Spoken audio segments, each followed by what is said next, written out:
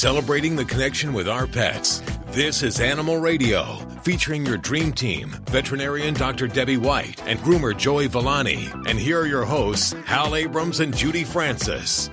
We got a big show for you today. Oh, you poor guy. Here, give him a Kleenex. Oh. Sorry about that. The incredible Dr. Pole from, is it Animal Planet? I'm sorry, Nat Geo Wild. And his show. Now, there's a real veterinarian. And this guy has his arms way up cows. Nothing. You can tell the difference, of course, between the farm veterinarians and Dr. Debbie. You have, you don't have those muscles. You're dealing with domestic animals all the time. But he'll be on the show in just a few minutes. And you can always tell if they're right-handed or left-handed because the arm that they go in is really big and muscled after pushing through cows and horses, that you can tell which arm that they are. Just thought I'd throw that little tidbit in. Well, thank you so much. You're welcome. Stacy, what are you working on? Well, there's nothing like having a cockatoo that screams obscenities at your neighbors and then have your neighbors complain and get you taken to court. But when that neighbor happens to be your ex-husband, all the more sweet. I'll tell you about this little neighbor dispute and the cockatoo that caused all the problems coming up on Animal Radio News. Well, Stacy, I'm going to stick around for that. I see in the news today, actually the front page of our newspaper, they're cute, they're cuddly, they're capable of driving a Wisconsin-size wedge through any relationship. We're talking about dogs. They just did a recent study. I'm trying to figure out who did it. It doesn't say right here. Doesn't say who did a pet insurance company, Esure. They say that these little furry narcissists are the cause of 156 fights per family per year. Only? I know. Huh. And the most contentious of the canine disputes center around, well, what do you think? Sleeping in bed with you. That is one of them. Oh. Or who's going to take the little guy on a walk, or where he goes during family vacations. Who's going to feed him and clean up after him? These, may seem minor, but they can get heated real fast. In 2007, a Seattle woman was arrested after a naked squabble with her boyfriend over whether his dog should be allowed in the bathroom while they showered together. Oh, my gosh. That's some trouble right there. I mean, if you can't work that out, there's some big trouble right there. Mandatory counseling would address the issues of communication, according to this insurance company. Why is that a big deal, though? I mean, you're with a guy, you got a lady, and I don't know who wanted the dog in the shower, but if my lady said, I don't really want the dog in the shower, I'd be like, okay, because, I want the loving more than I want the dog. So. Yeah. And dogs probably should only, bathe once a month? The biggest bone of contention in our house is when the dog is sitting there when I want to get amorous with my wife. And, yeah. What do you do with that, Alan? What do I do when the dog wants to get amorous with my wife? No, not with your wife. Acceptable. When you want to get amorous with your wife. Well, that has nothing to do with the dog. First, I got to get her to say yes. There you go. Well, I have to say, I think my dog doesn't let me, get a second date. Oh. That's why you're single, huh? No, maybe it's more me, but whatever. Well, Wendy, your dog goes wherever you go. I mean, we were sitting at Ed DeBevick's. You had your dog right there on the table. The dog never leaves your side. I think it's only because of the fact that, she can't get enough of me. Big staff dinner in Las Vegas, and Wendy tries to sneak in her dog. I think that was happening because I didn't even actually know that you brought Baby Hope until I believe the waitress came up and said, is that a service dog or something like that? I've learned you have to have very chic, beautiful bags so it doesn't look like you really have a dog. You're listening to Animal Radio. Call the Dream Team now with the free Animal Radio app for iPhone and Android.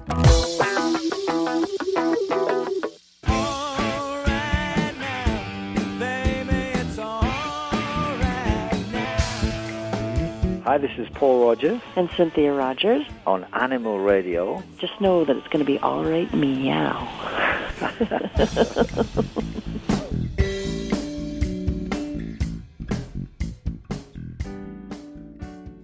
Roll over. Hey, wait a minute. You haven't taught me how to do that trick. I can give you my paw, though. It's Alan Cable on the mess. Not very good at doing tricks. Time for your amazing dog watch. And there he goes. Buddy the dog climbs trees. I've never seen one climb a tree before. That's Jerry. She's Buddy's dog owner, or human companion, or dog roommate, whatever you want to call her. He's been climbing trees since he was a puppy, probably trying to get away from this show. I was nervous about it at first, but now he seems very sure-footed, and so I don't worry about him. He looks like a squirrel jumping from branch to branch to branch. He just chases. I think I'll start climbing trees. Squirrels need to watch out.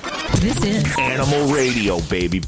You're listening to Animal Radio. Here's Hal and Judy. If I haven't mentioned it, the incredible Dr. Pole from Nat Geo will be joining us in just a few minutes. Show. It is fun. I've seen it a couple times. He's one of your old-time vets. Yeah, old Farm school. vets. Very old school. And he has a fun accent, He makes too. house calls. He does make house calls. I guess you have to because you can't bring a lot of cows and horses you really to the can't. office. That'd be a little difficult. And, if you have a horse or a cow and you have a question about it, he'll talk to you today. Hey, George, what's up? I've got a friend whose dog just died, and he took him to the vet to find out, he wanted to make sure that the dog was actually dead. And so he asked the vet to give him a second opinion. So the vet brought in a cat, and the cat came through a door, sniffed the dog's rear end, and went, "Wah!" And the vet said, "Yep, your dog is dead." He said, "No, please, I want one more opinion." So he opened another door, and a lab came out and sniffed the dog's rear end and went, "Ugh." He said, "Yes, your dog's dead." And when it came time for the bill, it was $625. And the guy says, "Well, how come so much?" He said, "Well, the CAT scan is $300 and the lab test was $300. I only charge $25." That's pretty good. I didn't know if you were serious there for a second. It sounded funny. I didn't know if I should laugh or not. Well, people don't take me funny, but I am. I can't take life seriously. Oh, who can? Who can? Well, you guys make me laugh every morning. I'm trying to stay in bed asleep, but I just can't help it. So you wake me up, and we kind of get in your ear. And then I have a Siamese cat who's elderly. She's past 50, and I guess she's a senior. I'm 66, but I don't consider myself a senior yet, but maybe in animal life, like you were saying. Yeah. Anyway, the last couple of years, she talks a lot, and then eats a lot, and then she throws up a lot. So I'm just wondering if that's normal. Well, how often is she throwing up? Well, lately it hasn't been that often, but sometimes 3-4 times a week. All right. And is it after anything particular as far as dry food, canned food, or? I've got her on a dry. I don't give her canned anymore. I just give her the really expensive $14 dry food.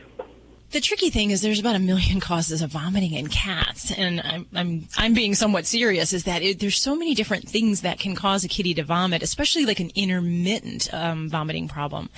So for me, I always start with any kind of discussion on vomiting by, making sure we have a thorough veterinary exam and accompanied with some blood work. In a 10-year-old kitty, there are definitely a whole handful of different things that can cause some intermittent vomiting, from thyroid problems to inflammatory bowel disease to parasites, you name it. So there really could be a lot of different ways we can go here. So that would be the first place I would definitely start. But if from there, if we're talking about vomiting, that frequency is enough for me that would say we need to do something and we need to intervene in some way. So sometimes that may be as simple as a diet change. And while I like that you're feeding not an expensive food, but hopefully a better quality food, sometimes we'll go to more of a hypoallergenic variety of diet. So that might be something like a rabbit-based food, venison-based food, or a more specialized low-fat type diet. Sometimes cats will respond better from one realm of diet to another. So that might be something to think about there. The other things for a kitty that's vomiting infrequently, I like to do something as simple as a deworming, even if we don't see worms, because sometimes I've even had cats that have stomach worms. And stomach worms are actually kind of a worm that lives in a dog's stomach, but they don't shed in their cat's stomach, but doesn't shed into the stool. And that's something they can ingest from eating other types of critters like bugs and snails and you name it. So a good deworming protocol would be good. I like to use fenbendazole as my dewormer, so that's one you can kind of check with your veterinarian about that. For other vomiting tricks, I will pull out of my hat. I like to use probiotics, just a nice natural bacterial supplement that helps to restore the digestive flora in the stomach.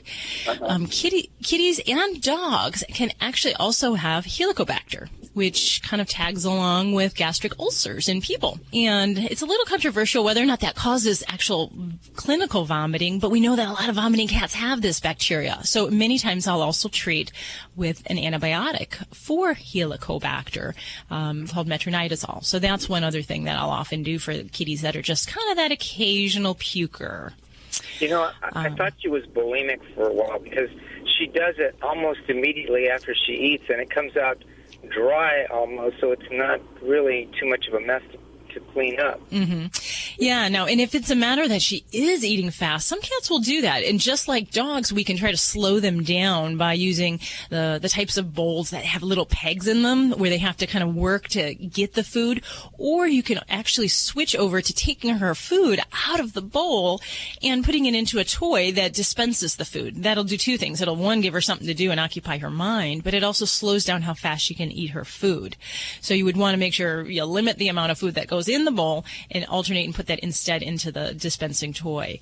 And that can be another way just to deal with that kitty that kind of does just cozy up to the old bowl and overdo it. And, you know, cats aren't intentionally bulimic. I think we'd like to think that sometimes the way they bring up these presents and put them in the most uncomfortable, wet places when you step out of bed. So. Right. Yeah. She did one time. She was asleep on top of me in the bed, and then she decided to, she starts that hiccuping, ready to vomit. So yeah. I almost got her off in time. Oh, gross. Oh. That sounds like a little bit of partying in Vegas going on there. Yeah. Siamese, I don't know how other cats are, but they like to sleep on your chest when you're on your back and dig in there and get comfortable, and then you can't move. They're all like that. Doesn't matter what kind of cat they are. Yeah. Thank you. Thank you, George. Okay. Appreciate it. I'm glad you liked the joke. I'll start using it in my practice. I'll tell you, boy, it'll really boost up sales here.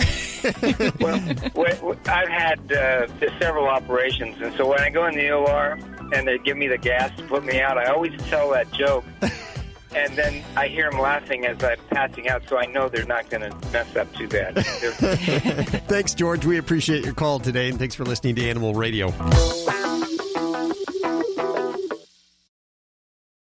Do you have a home that you don't want anymore? We can buy it from you within 24 hours. Any home, size, or condition. For over 20 years, we've been buying homes for cash and helping homeowners sell their homes immediately with no listings or strangers walking through your home. Are you moving? Did you lose your job? Going through a divorce? Whatever the reason, if you're in a bind and you know that you need to sell your house fast, call the expert team at I Need to Sell My House Fast. We'll make you a serious cash offer to buy your home in 24 hours and let you walk away from it. No listing, no waiting. Sell any home, any size, any condition, now. Call the expert team at I Need to Sell My House Fast. Make this free call now. 800-478-6084. 800-478-6084. 800-478-6084. That's 800-478-6084. You're listening to Animal Radio. Call the Dream Team now with the free Animal Radio app for iPhone and Android. Hey, Scott, how you doing? Fine. How are you guys? Good. Where are you today? I'm in Clinton, Iowa. Clinton, are you listening on KROS? Is that KROS? No, I didn't know they had it here in town. I listened to it on XM in the semi. Oh, good. So you're an OTR? Awesome. Yes. Okay. Well, I got Doc Deb here. She's like, stop asking them their life story.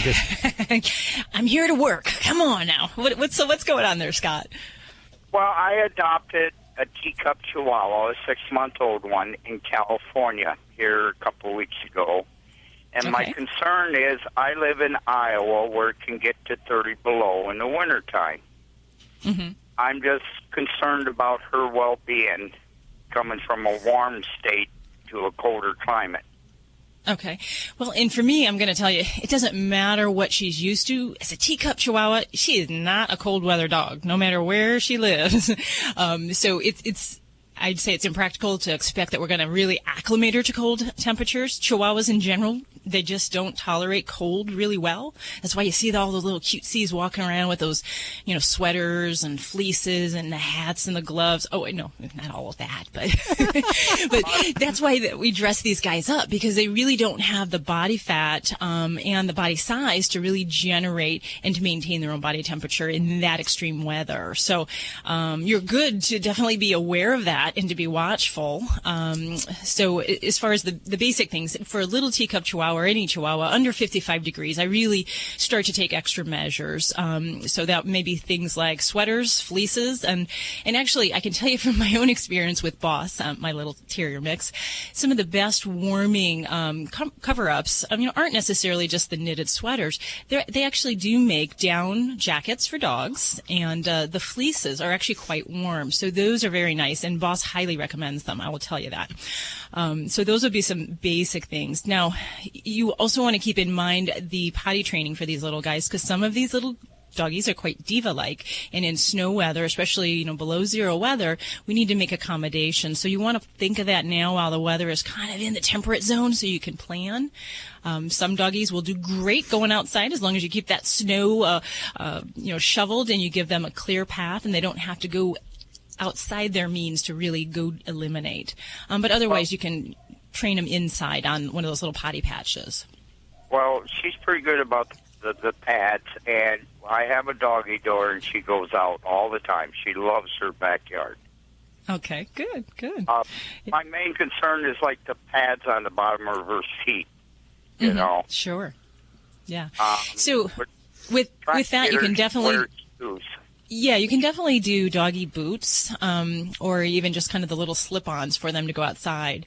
You have to watch that. Yeah, those little feet with long periods of time on frozen surfaces definitely they can get some freeze bite. So you want to be aware of that.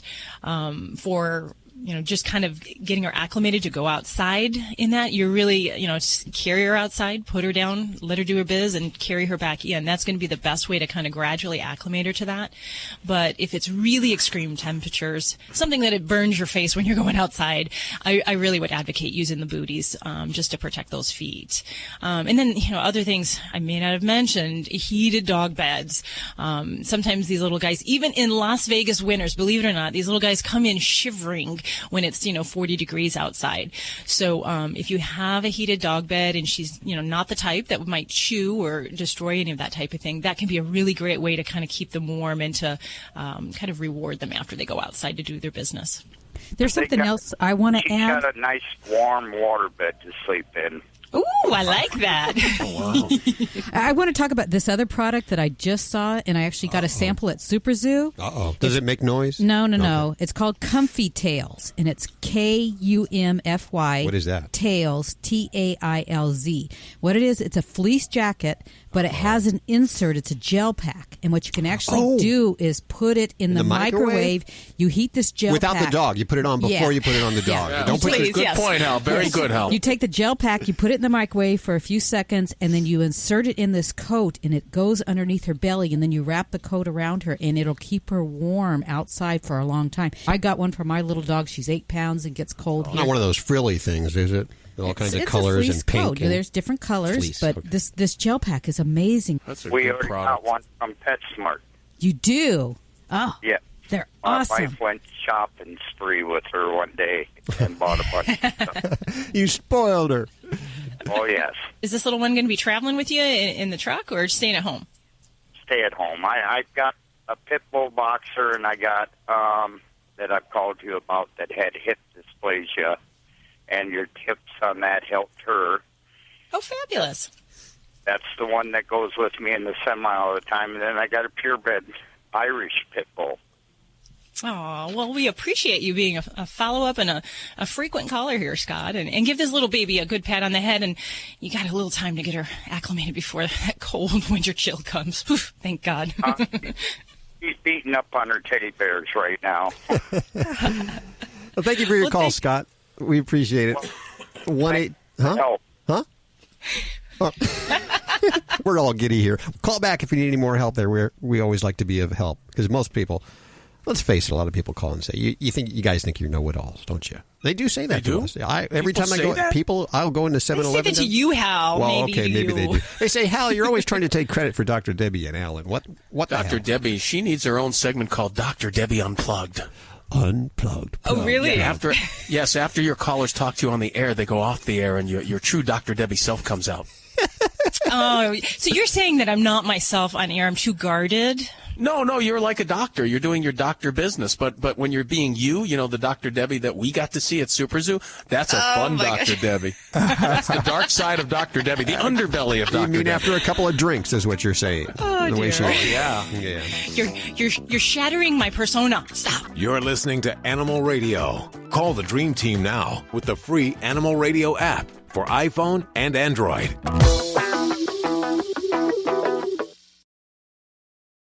How'd you like to eliminate your expensive cable bill forever or get new satellite internet where cable can't go? Well, now you can have affordable satellite internet service for a few dollars a day. All you need is a mini satellite installed, and you can have unlimited internet connections wirelessly in your home or office. And no cable boxes means unlimited connections and no clutter. You can surf the internet or stream any of your favorite television services with no cable. And the best part is, satellite internet service costs only a few dollars a day for your entire home. Yes, fast internet to surf or stream television for a few bucks a day. Call now for free details and learn how to drop your expensive cable bill.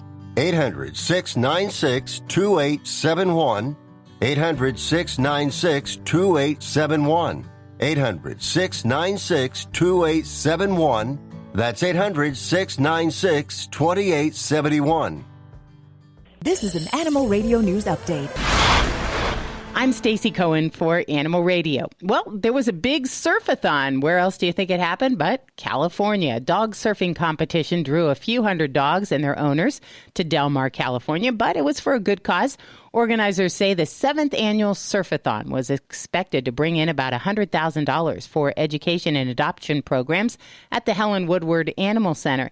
At the end of the competition, 36 dogs attempted to establish a world record for the total number of canines that were riding the same wave at the same time. 14 of those dogs actually hung on. About 200 pigs were being transported to a slaughterhouse in central China, but they were granted a stay of execution after a highway crash in which the truck carrying them smashed into a truck carrying whiskey. Bacon and whiskey. What better things could you find on a freeway? It took workers in China's province 5 hours to clear the road of both the pigs and the smashed whiskey bottles. The pigs who did survive the initial smash-up, though, dashed into the nearby fields, and they found at least temporary freedom. There were crops planted alongside the road, so many of the pigs made straight for those crops, and they simply disappeared, according to a spokesman. A Colorado woman's been arrested on suspicion of animal cruelty after she allegedly shoved her Chihuahua puppy down her pants. The incident occurred during a domestic dispute in which police found Johna Turner arguing with a man. According to the NBC affiliate KUSA in Denver, Turner had agreed to leave the premises but insisted on taking her dogs with her. Well, where else are you going to stuff a Chihuahua but down your pants? Police arrived. Eyewitnesses told them to search Turner's pants, and when they did, a Chihuahua fell out. The puppy was unharmed, but Turner was charged with 1 count of misdemeanor animal cruelty. She pleaded not guilty. The puppy was one of 3 born on August 31st. You know what? Maybe she was trying to save that puppy's life, and that was the best place to put it, because nobody wanted to go down her pants to find it. Who knows? All right. A homeowners association in Texas trying to collect samples of dog poop for DNA testing. This is happening all over. I think this is getting out of hand. The Homeowners Association says too many dogs are doing their business in common areas, and they want a database of DNA profiles. That way, future messes will be matched to the correct owners in the small condominium complex, who will then be fined. KXAN-TV reports a DNA testing company has agreed to test the poop for samples. Most neighbors seem to agree that the plan goes a little too far. One even joked that if the Homeowners Association gets its way, then maybe they'll start regulating our poop as well. That's a scoop on the poop. I'm Stacy Cohen. Get more animal breaking news at animalradio.com. This has been an Animal Radio News Update. Get more at animalradio.com. Well, you lucky dog, don't forget you can get your fix of Animal Radio anytime you want with the Animal Radio app for iPhone and Android. It's made possible by Fear-Free Happy Homes, helping your pets live their happiest, healthiest, fullest lives at home, at the vet, and everywhere in between. Visit them at fearfreehappyhomes.com. And thanks, Fear Free, for underwriting Animal Radio. Dogs or cats, horse or emu, animals are people too. Leftover pizza can be a real treat, but leave the reheating to humans. Skylar, a golden retriever poodle mix from Chicago, tried to make a meal of the pizza her owner left on the stove, but ended up setting the house on fire. Skylar started the fire by trying to grab the pizza, pushing the pizza box near the burners, and turning the stove burner on with all the jumping and pizza grabbing. Firefighters found Skylar passed out from the smoke with her usually white coat pitch black from the soot. Medics used 3 canisters of oxygen to revive her, and now she's doing great. The house? Not so well. Damages from her pizza diving are estimated at around $50,000. I'm Britt Savage for Animal Radio. Animals are people too. Animal Radio. You're listening to Animal Radio. Here's Hal and Judy. Of course, Wendy Diamond, brand new to the Animal Radio team, and we were hanging out in Las Vegas last week. All of us got to go out for dinner, and we really, at that point, discovered that Wendy always has her dog with her. You may not know it, but Baby Hope is always somewhere. Wait, no, let's not say always. I don't want to think people to think I'm, crazy. But my dog is not always with me, but tends to, a lot of times, I will have to admit she is with me, but not all the time. So I just want to clarify that. I wanted to ask our animal communicator, Johna Turner, for Baby Hope's take on this, if you don't mind. Joy, what do you think? Well, first of all, Wendy, she's laughing hilariously at you. She thinks you are just the funniest person in the whole world, and she says she is with you all the time. So don't be giving people the wrong impression that she doesn't get to be with you all the time. Ooh. What do you think about that? Thank you, Joey. She also says she wants to know what exactly is going on with her celebrity status because she thinks she needs to be a bigger celebrity.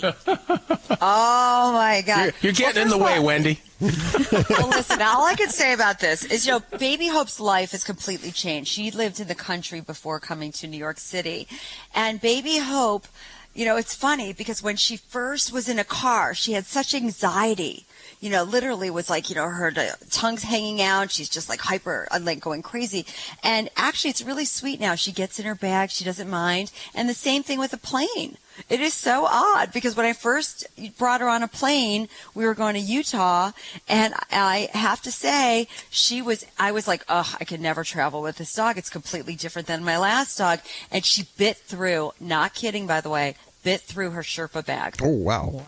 Oh. So what did you do, Wendy? How did you change the behavior? Because your dog is really mellow and cool now. I have to say, what I did is I just spent the time. And so every time now she knows when she's in that dog bag, she knows that it's a safe place and that she can be calm and I'm right there. So, for instance, now when she travels, it's like no problem. It is the weirdest thing, and it's the greatest thing because I think she's just taken after my personality. So I think what happened at the beginning is she was her own person. She came from the country. She never experienced being in a car because, even when she was going to the vet came to them, I guess.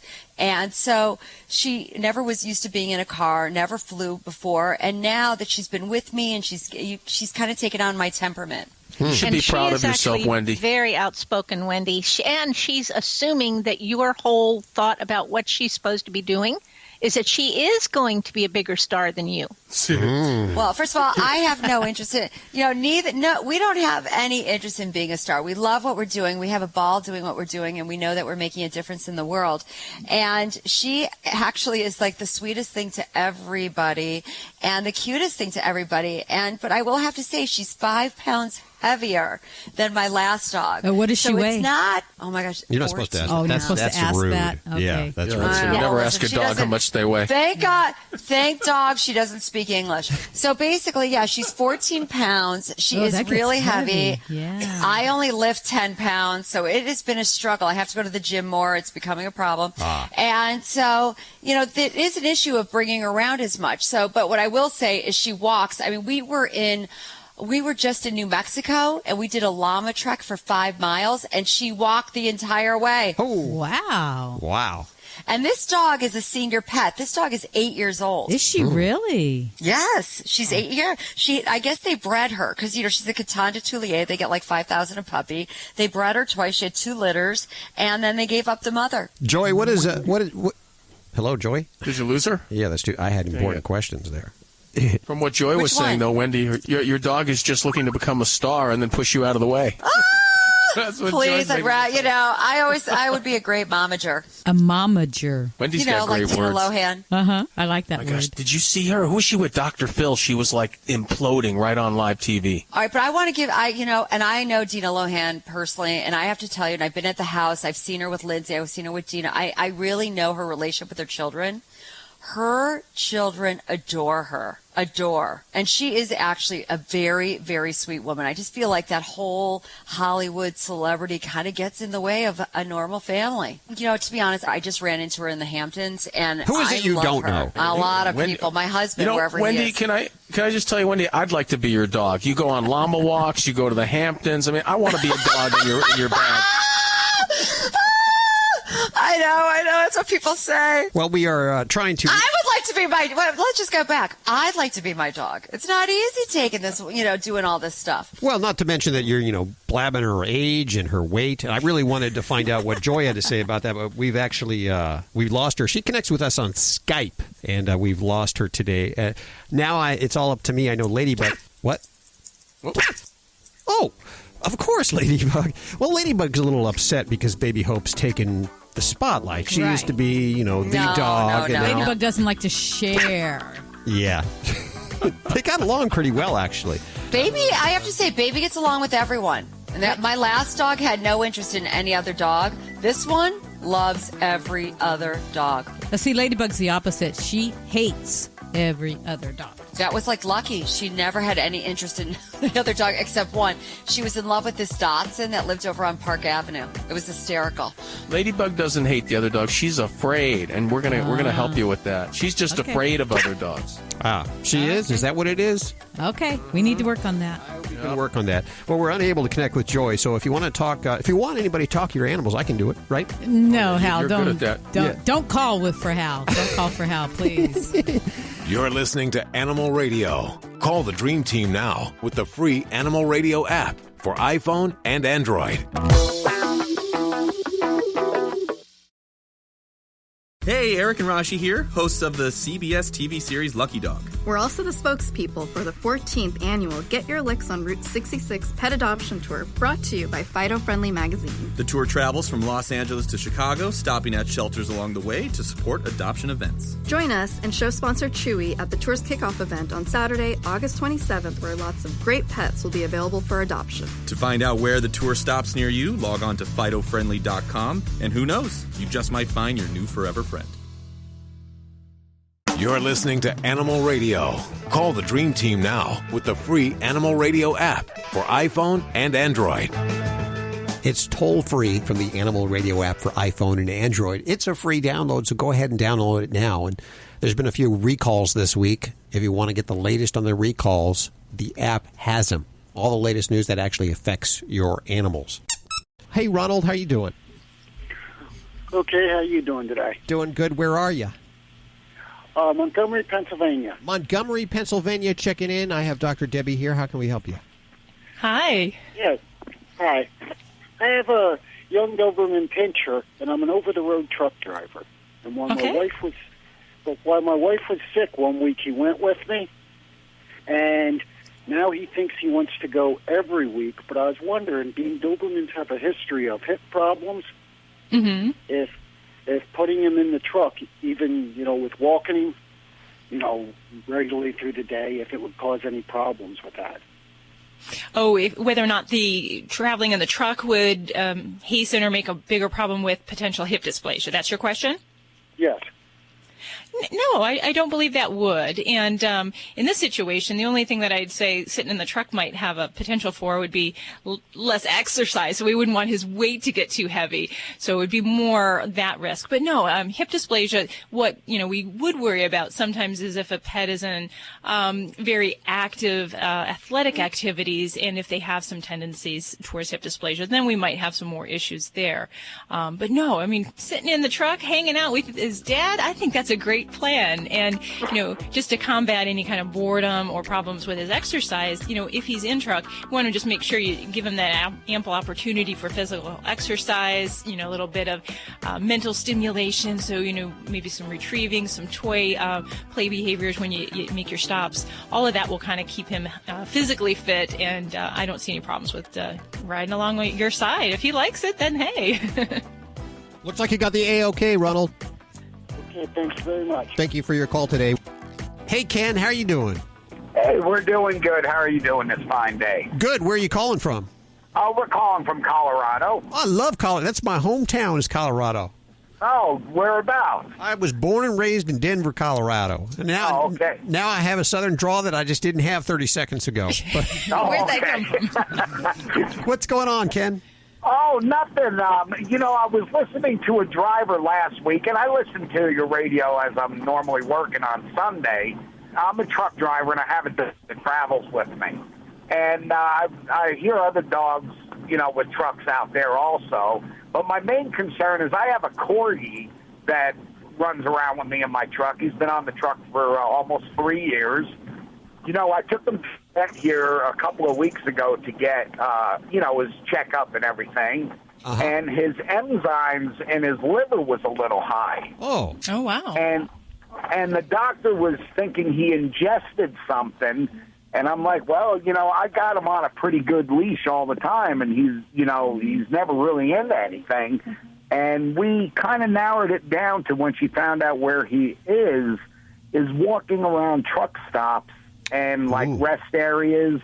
And there's a lot of overspray of pesticides in the area that I run, with farmlands and stuff, and they lick their paws and they actually ingest it that way. Oh, wow. Mm-hmm. Have you ever heard of that, Dr. Depp? There's a couple of steps you can do. Is number one, always watch where you walk your dog, especially at a truck stop. If there's oil on the ground, they ingest it through that way. It's like getting a little pair of booties for them. Mm-hmm. I was just going to say, that would be exactly the first thing I would do is put little booties on these guys when you got them out walking.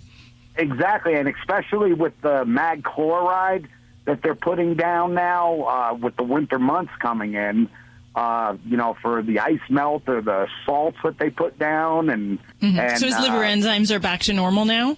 Yes, everything is back to normal. He's fine.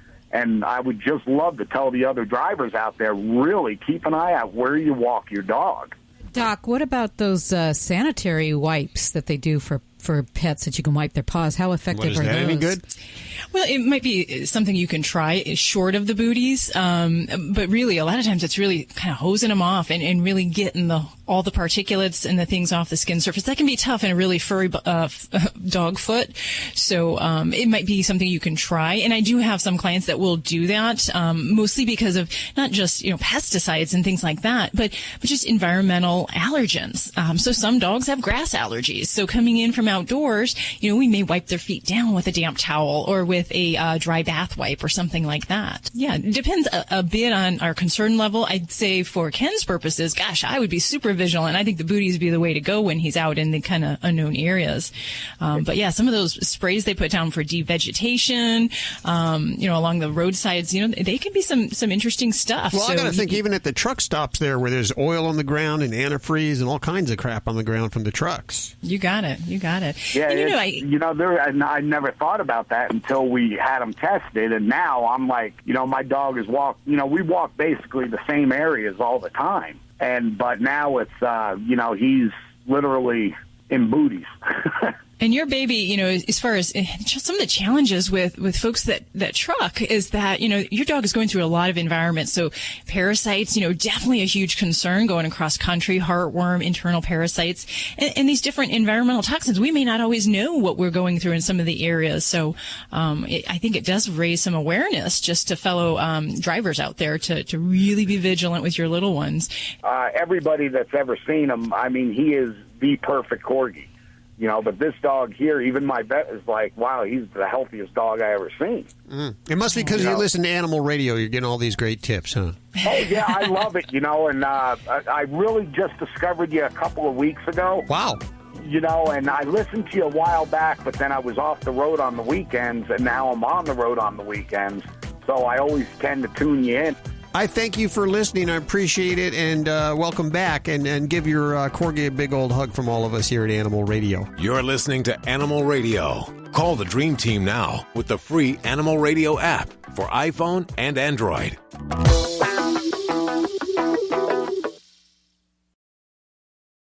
Do you have a home that you don't want anymore? We can buy it from you within 24 hours. Any home, size, or condition. For over 20 years, we've been buying homes for cash and helping homeowners sell their homes immediately with no listings or strangers walking through your home. Are you moving? Did you lose your job? Going through a divorce? Whatever the reason, if you're in a bind and you know that you need to sell your house fast, call the expert team at I Need to Sell My House Fast. We'll make you a serious cash offer to buy your home in 24 hours and let you walk away from it. No listing, no waiting. Sell any home, any size, any condition, now. Call the expert team at I Need to Sell My House Fast. Make this free call now. 800-478-6084.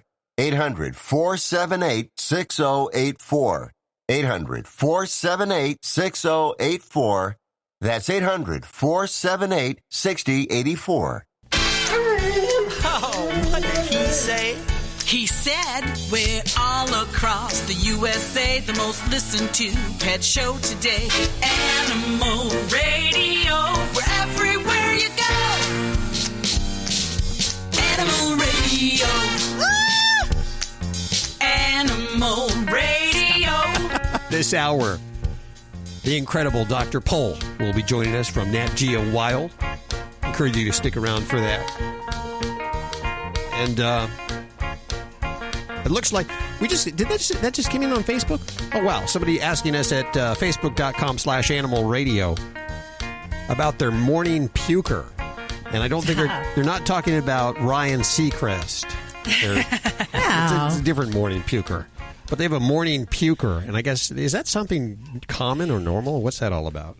It actually is very common. So there's a lot of folks that notice that their doggy in the first couple hours of the morning wake them up with a nice yellow vomit mess. Ew.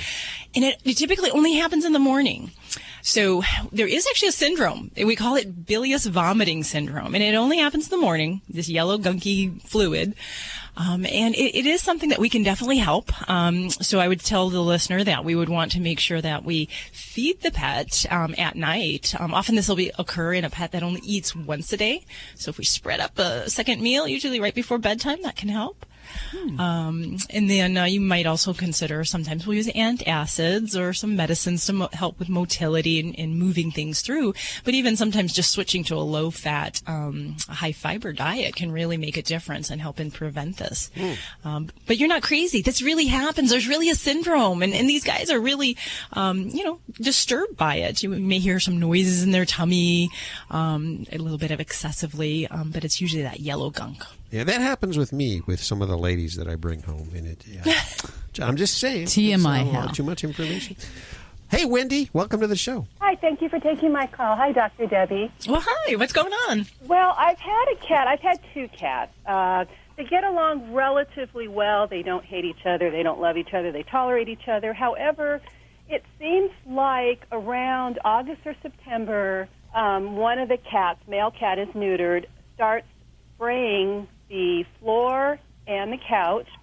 Primarily, actually, I need to bring this up, where he sprays is primarily where my husband sits.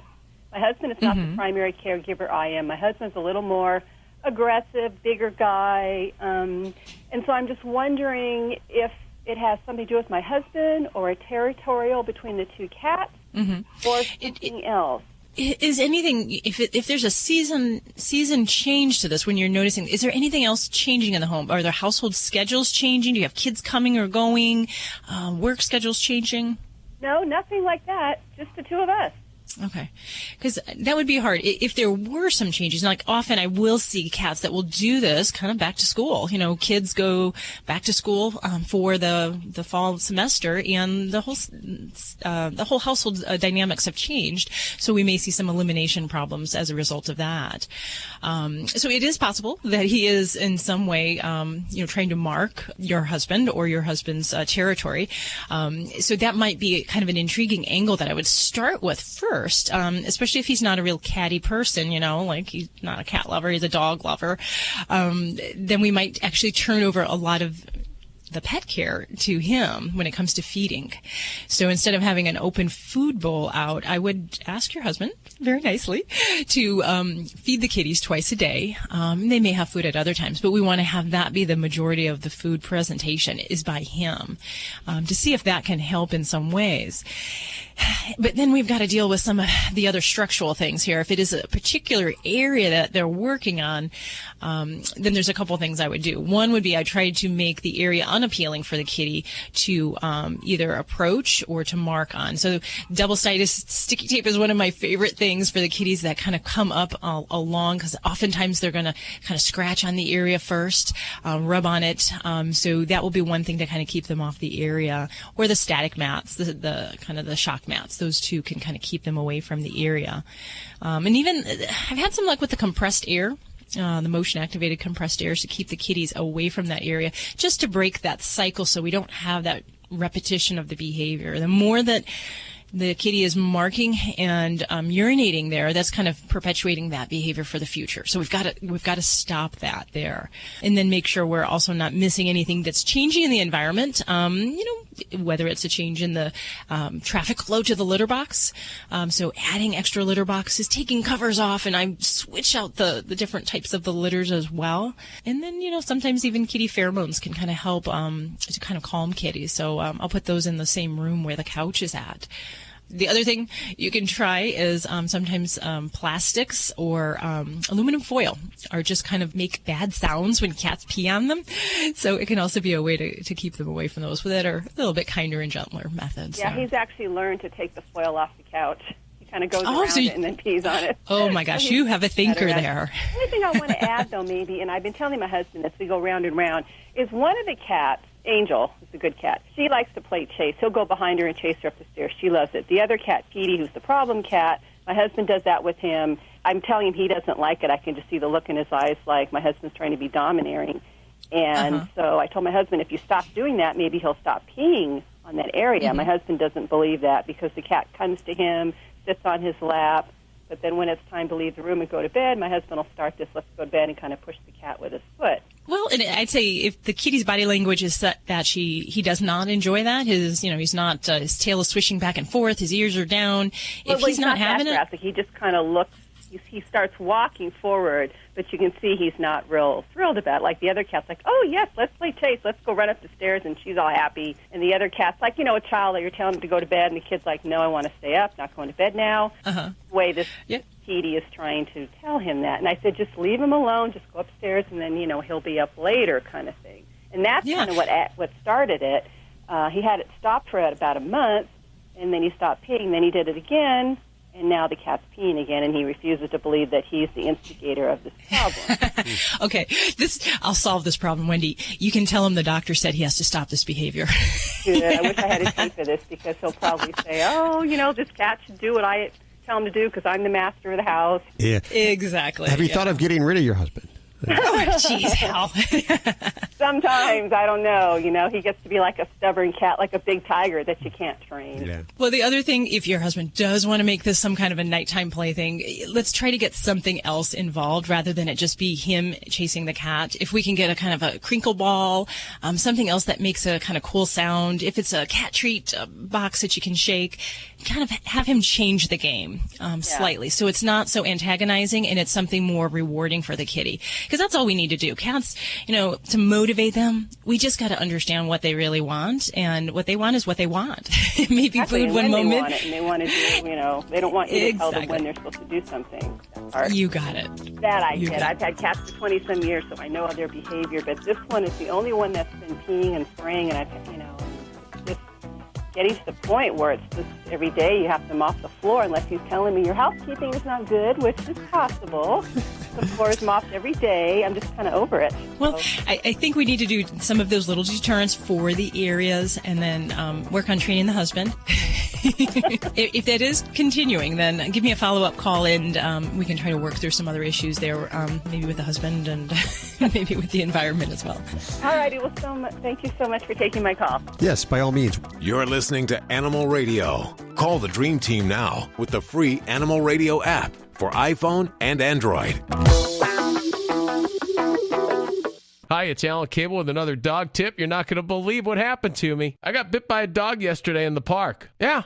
I'm just minding my own business, running. This lady's coming at me with 2 dogs, no leash. I run by, the dog sneaks up behind me, jumps up on my forearm, takes a nice chunk out of there. And she still doesn't put the dog on a leash. Joke's on the dog, though. He's going to get sick from me. I don't know what was up with this woman after the dog had his way with my arm. She still didn't put him on a leash. There were 2 of them, and just like a pack, one circled behind me to try to attack from there, while the bigger one confronted me in the front. Now, the woman was just yelling and screaming. Dogs are not paying any attention to her, because they're fraught with anxiety and fear. So what conclusions would you get from this? Well, first of all, the dogs are not socialized at all. They're not used to being around people, and when they get around people that they don't know, they become aggressive. They think that they have to protect their pack, which of course is the woman. Dogs like this should never be allowed off leash, especially in a park. It could have just as easily been a kid on a bicycle or a woman with a baby carriage. Now, it's not the dog's fault. It's the owner's fault. Please, if you're going to get a dog, it's your responsibility to educate yourself and find out what they need to be happy, well-adjusted animals and how to give it to them. It's only fair. You don't want to lock your dogs away from people because they're unpredictable and may bite. If you're thinking of getting a dog, write this down. Socialization, structure, exercise, and affection. These are the 4 basic needs that dogs have besides food. If you get a puppy, bring the dog around as many kids and people as possible. Other dogs, too. If you get an older dog, you should be doing the same thing unless that dog is filled with anxiety and fear like this woman's was. In that case, you're going to need some help from an experienced animal behaviorist who can show you how to socialize the dog. And it's going to take a little work, confidence, and patience on your part. But with a professional, a commitment from you, consistent, fair leadership, and time, most dogs can be socialized and changed into happy, calm, well-adjusted animals. Dogs or cats,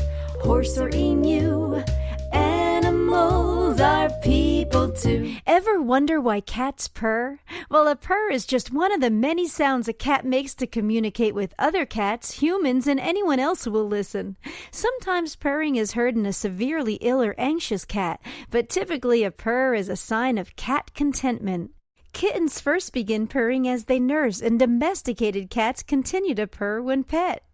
Each cat has its own distinct purr, but just how they make that sound is pretty mysterious.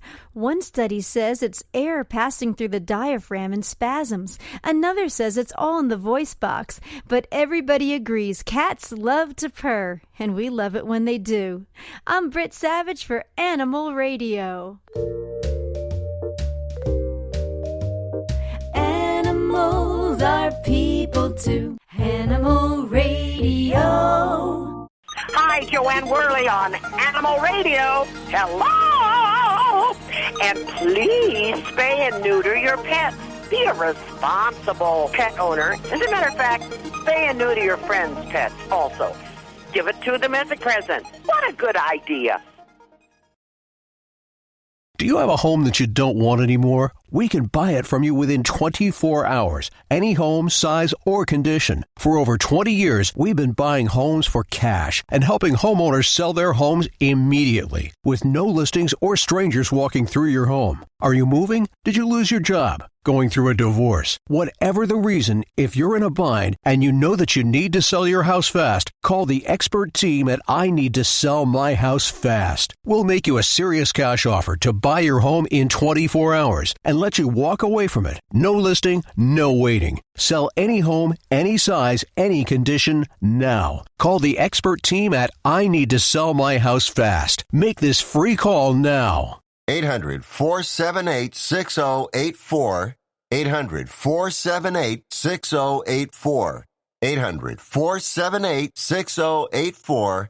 That's 800-478-6084. I'm Beth Stern on Animal Radio and Adopt from your local shelter. You're listening to Animal Radio. Call the Dream Team now with the free Animal Radio app for iPhone and Android. A Colorado woman's in a little bit of trouble for stuffing a Chihuahua down her pants. She's actually been charged with animal cruelty, but she pleaded not guilty. I'll tell you why she did it coming up on Animal Radio News. Ah, very good. Dr. Pohl will be joining us today, the incredible Dr. Pohl from Nat Geo Wild. He deals with a lot of cow pies. We're so stupid. Thanks for listening. We apologize for any brain damage you may get during Animal Radio.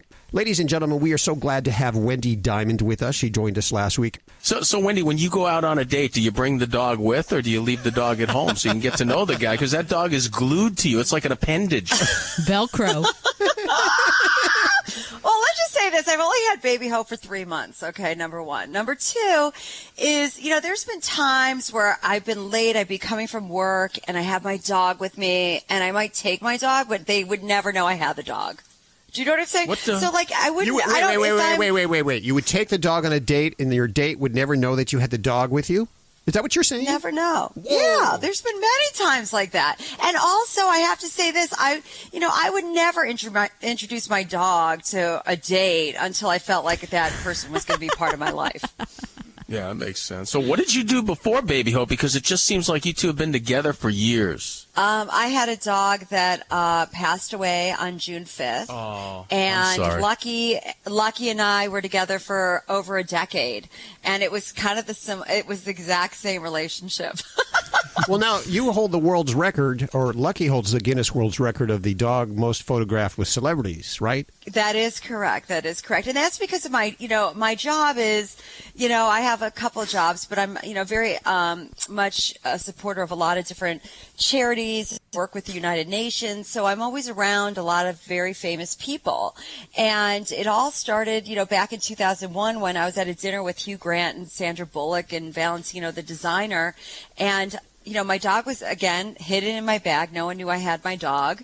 And I was, I felt really surreal. I was sitting at dinner with these people, and I thought to myself, this is so funny. No one would believe I'm here, right? It's kind of cool, right? So, it's like a dirty little secret. Like, well, no one would it's kind of like Siri. I'm sitting across from Hugh Grant, Sandra Bullock, and, I'm from Ohio, so I felt really wow, no one would ever believe me. But, like, dessert, people were kind of walking around, and I looked at Hugh Grant, and I said, Hugh, my dog is your biggest fan. Could you take a picture? And he looked at me, and he's like, you have a dog here? And I'm like, yeah. And I pull out my dog, and I take a picture of him and Hugh. And the next thing I know, like, Valentino's like, oh, my God, I have 3 dogs. And the next thing I know, he wants a picture. So that's how Who Got Lucky started.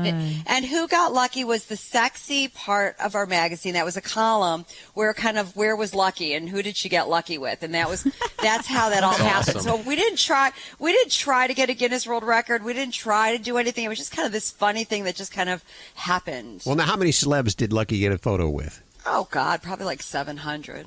That's so cool. Now, is Baby Hope going to be setting her own world records? Any plans there? Well, Baby Hope already has a world record. What is that? Baby Hope has a Guinness World Record for the most expensive pet wedding in history. Oh, okay, that's right. That's right. Yeah. That was Hope. Okay. How much did that wedding cost, by the way? Like $300,000, but it was all donated because it was a benefit for the Humane Society. My dog Lucky has a wing at the Humane Society of New York. It's the Lucky Diamond Critical Ward Unit, and we raise money for animals that can't afford, surgeries. So that's where the money went. Wow. I have a wing down at the local donut joint, Dunkin' Donuts. He's got his own memorial wing. Well, and also I just, I don't want to brag or anything, but I also have a Guinness World Record. Oh yeah, what is it? So Biggest blue eyes. My family has 3 Guinness World Records. Wow. Really? I have a personal Guinness World Record for the longest curtsy relay. Curtsy relay. Yeah, my mother's from England, so I was brought up really well, and I was taught how to curtsy at a young age. And one night, there was a little dinner or party for the mayor of London, and next thing I know, we're all curtsying for like hours. Oh my gosh! And we got a curtsy out of it. How old were you? I got a Guinness World Record. How old were you? Oh, this was like last year. Oh. Wow, that's pretty Yeah, cool, so this man. is all like become like, so now I'm an expert at Guinness World Records. So what are the other ones that your family has? Oh, no. We only have 3. Just 3. Oh, 3. Okay. Just 3. And what do you We're gonna have, Judy? What kind of records do you have, Judy? I mean, you're only 3. Oh, by the way, we're going to be in the Guinness World Record book this year. Oh, yeah? For the wedding. It's the biggest book. You know, it does 20 million copies a year. Yeah. And so, no, this year's book will be basically the one with Lucky, Who Got Lucky. So it'll be with her with like Kim Kardashian, her with Richard Branson, her with Kristen Stewart, you know, who's in trouble these days. Yeah. And that will be, so she will be there with those celebrities. And then next year, Baby Hope will be in the Guinness World Record book as well for her wedding. Okay, Ladybug, we got a lot of pretty catching cool. up to do. A lot of work. Ladybug we got can get in there. Yeah. Ladybug can go through the most Ladybug, expensive pet Ladybug divorce. can. No. So our next one we're going to do is the biggest dog tea party, and of course, Ladybug better be there. She's invited. Did you hear that, Ladybug? You know, we gotta macho this up. We need a macho record. Tea party, dog tea party. We need something macho. Well, here. can I tell you something? She's excited. Think about how cute this is. Well, look at Honest Kitchen came out with the dog tea. So what we're going to do is dog tea, people tea, dog treats, people treats. It's going to be the most beautiful tea party for dogs. Do we have to ever dress in our history. dogs up and paint their nails and put them in little? I know Judy likes to do and the nothing frills. Inhumane. Nothing inhumane. Nothing inhumane. It's Okay. but of course, because it's going to be a charity event, we ask that you do dress up and you dress up for a tea party. So we'd like you to be in dresses, even the men. Beautiful. Yes, and guys, when you come in, they'll sprinkle rose petals and estrogen on your head. Well, probably most of the guys will be gay. And if they're not when they go in, they will when they get out. Hi, this is Jamie Farr, and you're listening to the Animal Radio Network. And remember to spay and neuter your pets. How'd you like to eliminate your expensive cable bill forever or get new satellite internet where cable can't go? Well, now you can have affordable satellite internet service for a few dollars a day. All you need is a mini satellite installed, and you can have unlimited internet connections wirelessly in your home or office. And no cable boxes means unlimited connections and no clutter. You can surf the internet or stream any of your favorite television services with no cable. And the best part is, satellite internet service costs only a few dollars a day for your entire home. Yes, fast internet to surf or stream television for a few bucks a day. Call now for free details and learn how to drop your expensive cable bill. 800-696-2871. 800-696-2871. 800-696-2871. That's 800-696-2871. This is an Animal Radio News Update. I'm Stacey Cohen for Animal Radio. A Rhode Island woman's allegedly foul-mouthed cockatoo is being accused of ruining her neighbor's quality of life. But wait till you find out who her neighbors are. According to the Boston Herald, Lynn Taylor is scheduled to return to court next week to fight allegations that she violated a city animal noise ordinance. Taylor's neighbors are her ex-husband, Craig Fontaine, and his girlfriend, Kathleen Melker.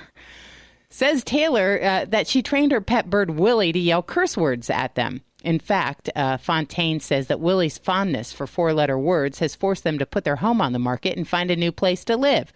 Well, you know what? When you move next to your ex-wife, what do you think's going to happen? But even if Taylor and Willie are found guilty of the violation, their lives probably won't be affected too much. The ordinance only carries a $15 fine.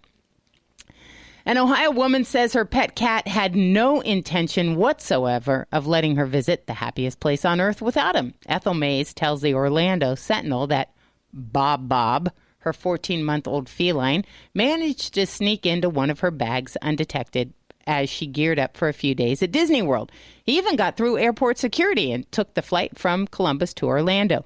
Mays says she had no idea that Bob was in her bag. What if she just called him Bob? Would the cat still come? Until she unzipped it at the hotel at the end of the 10-hour trip. And while the cat appeared a little shaken up from his journey, Mays says Bob still came out purring. You know what?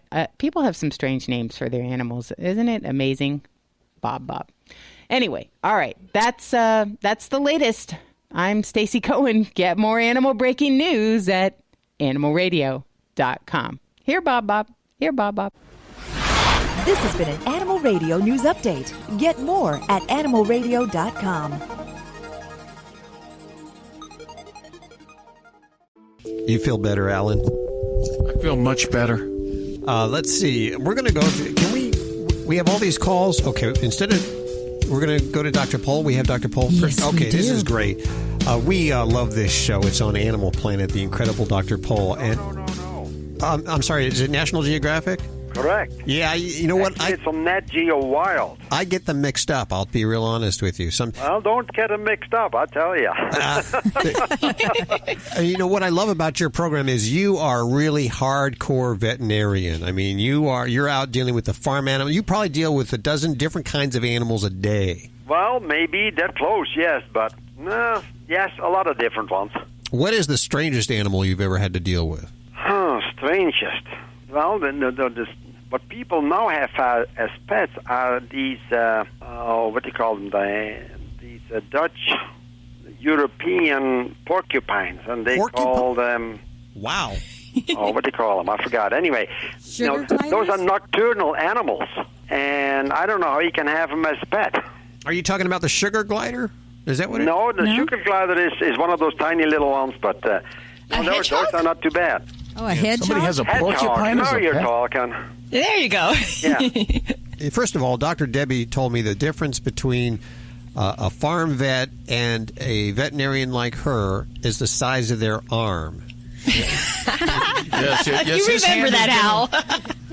The doctor's hand has been where no hand has been before. Yes. Right, yes. I started very young, to be honest with you. I was born and raised on a dairy farm. Okay. And when I was 12 years old, the local veterinarian picked me up and took me to my brother's place to help deliver piglets. And, 12-year-old, I was tall and skinny. And I could reach up to my shoulders in those little gills. Well, he could not even get his hand through. Like you said, the old-fashioned farm veterinarian with big arms. Yeah. Uh-huh. Is that when you said, I love this career and I want to do this for a living? Yeah, I thought that was fun. Fun? Maybe not as much fun as other things, but yeah, it was fun doing it.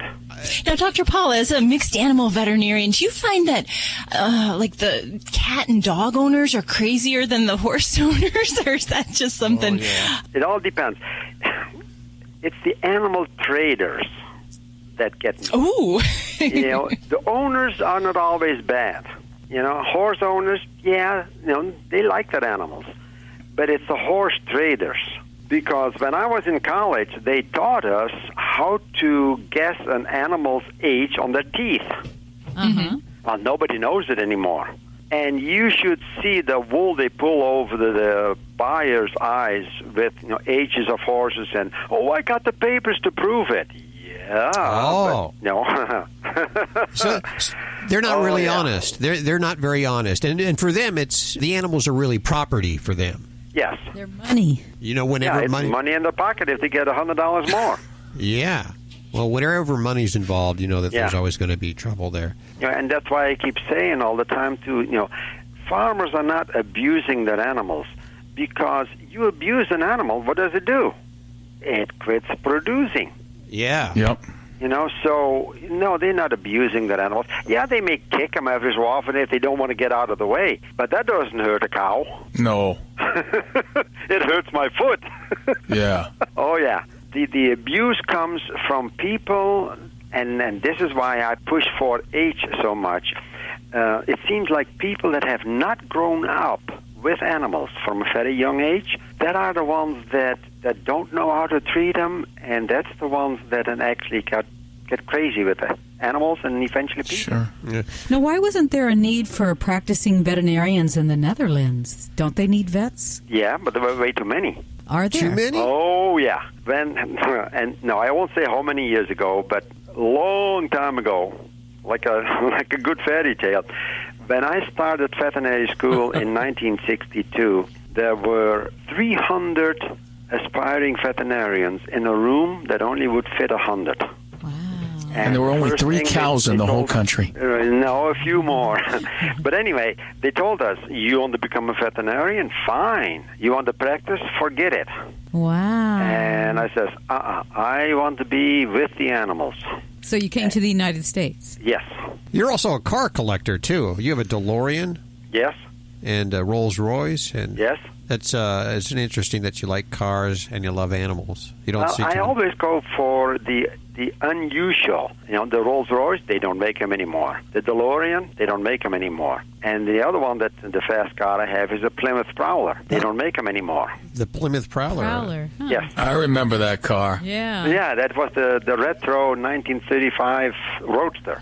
And he goes. Now, who's the maniac with the pet porcupine, though? You never told us who that guy is. Who's that?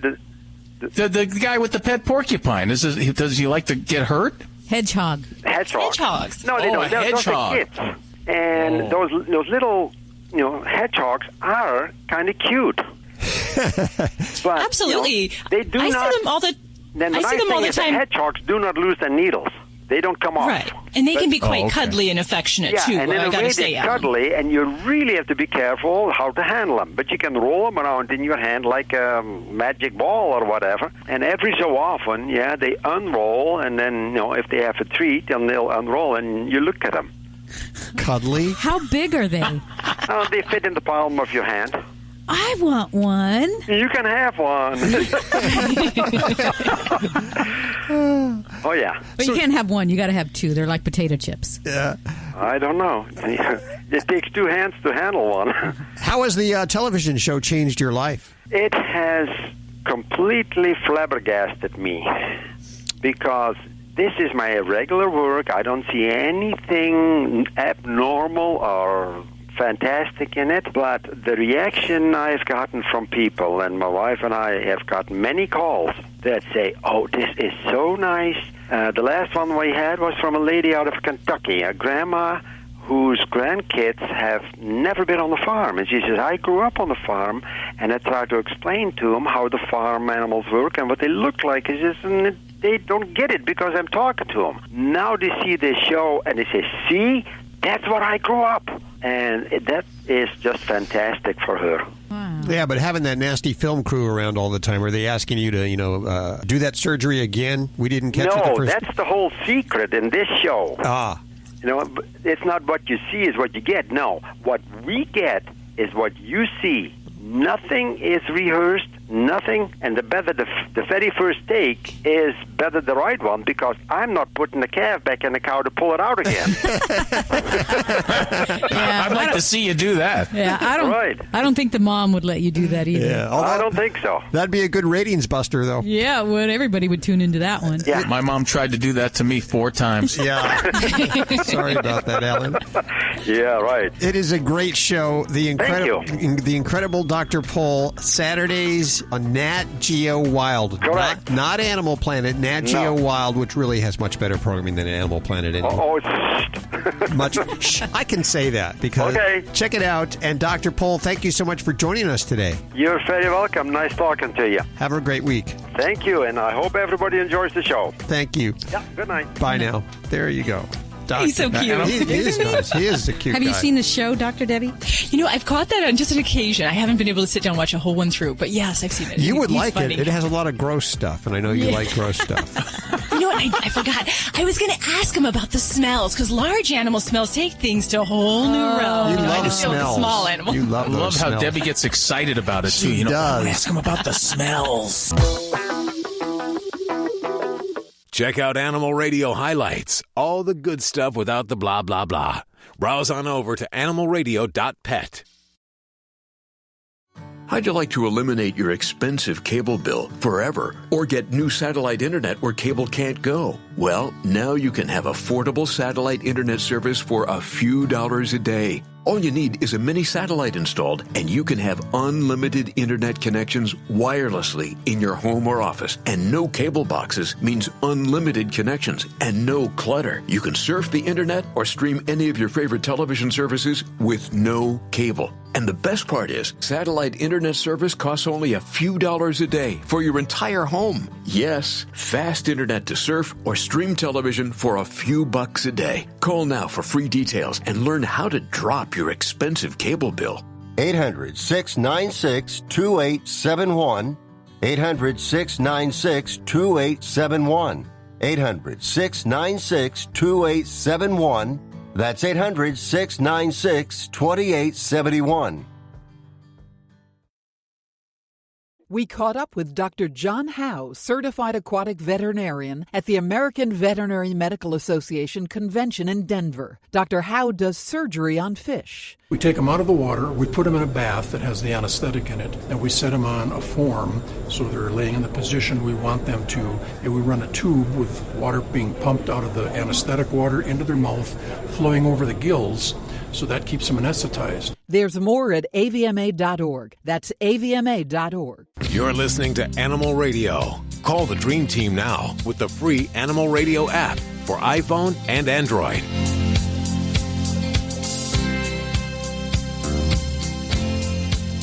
It's Animal Radio. Hi, this is Maureen Hyman, and I'm a vet here in Bakersfield. Maureen, you're a vet in Bakersfield. Lovely Bakersfield. Oh, yeah. How can we help you? What's up? Did we say something wrong?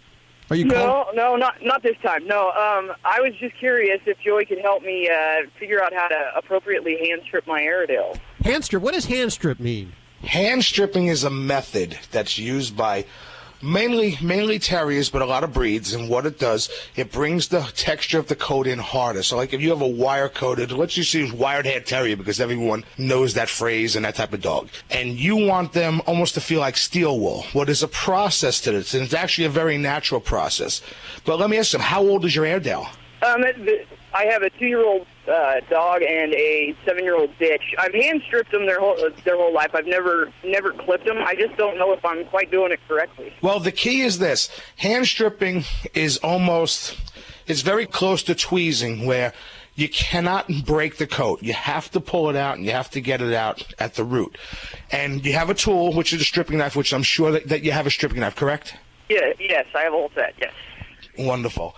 And basically what you're going to do is, with if you're righty, with your left hand, hold the skin tight in front of where you're stripping the coat. Now basically the motion is grab the hair between your pointer finger and your thumb and slide it over the coat. So it's almost going to be like a pinching motion where I'm grabbing coat and I'm going to pull straight back using my elbow, not twisting my wrist.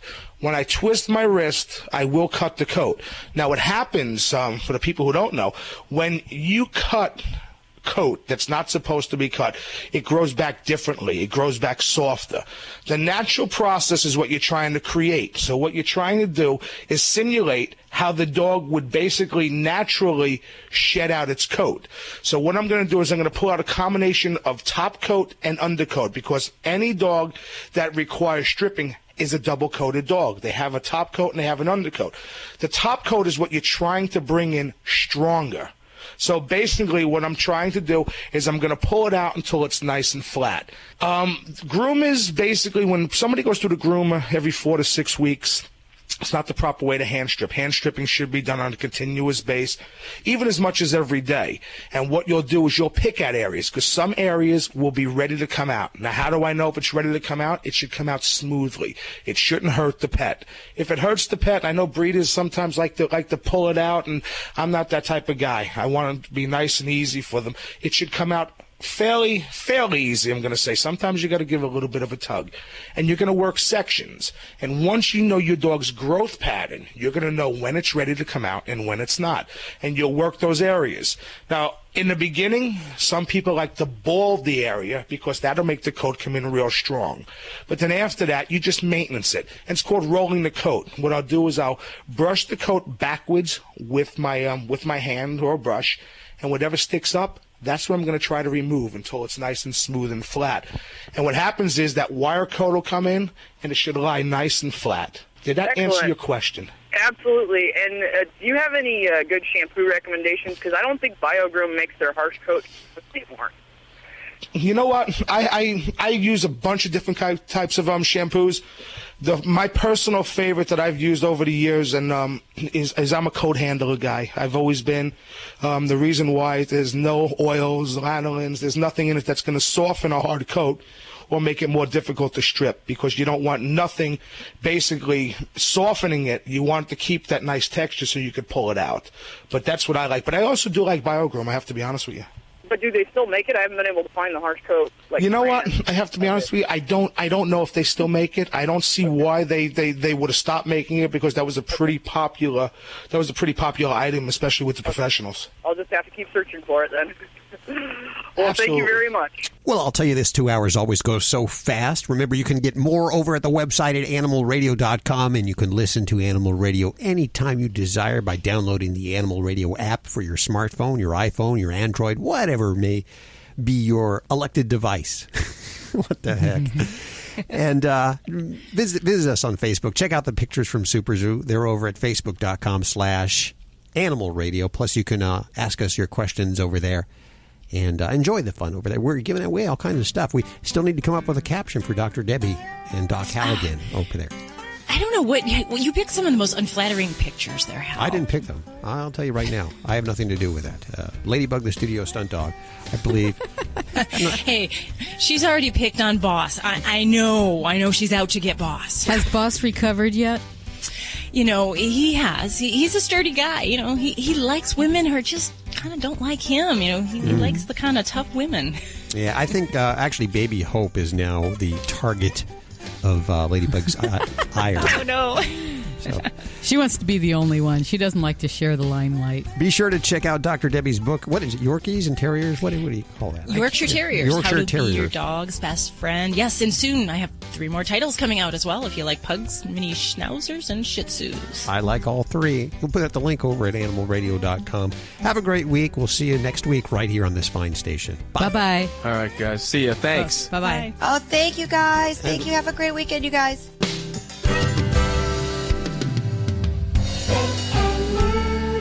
Always adopt, don't declaw. This is Animal Radio Network.